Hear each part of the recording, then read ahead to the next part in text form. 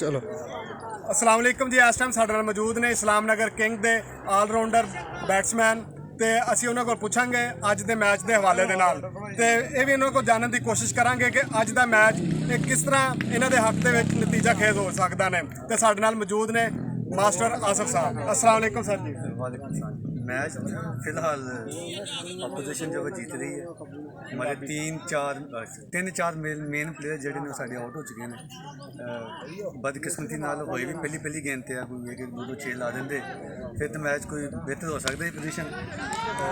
लेकिन हम साਡਾ एक और बड़ा अच्छा प्लेयर जो बड़ी अच्छी बैटिंग कर रहा। उम्मीद अगर 5 ओवर खेल गया तो मैच फाइटिंग हो जाएगा इंशाल्लाह।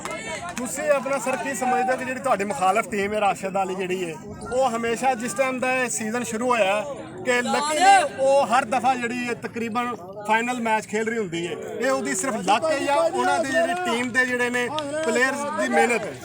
देखो मेहनत भी होंगी है तो लक भी होंगी। दोनों चीज़ा जो शात मिलती हैं जो तो कामयाबी हमेशा उदों मिलती। लेकिन मेहनत का नियम बदल कोई नहीं है।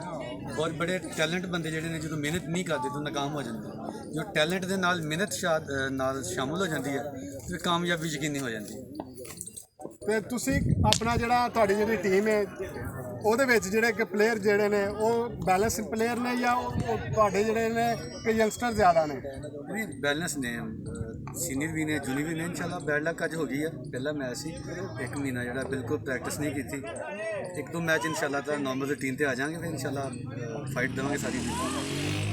जी बिल्कुल साढ़े नाल मौजूद सी इस्लाम नगर किंग्स दे ऑलराउंडर मास्टर आसिफ साहब जिन्हों ने अपनी टीम की ते कारकरदगी के हवाले दे नाल जिहड़ा साडे नाज़रीन नूं आगाह कीता है।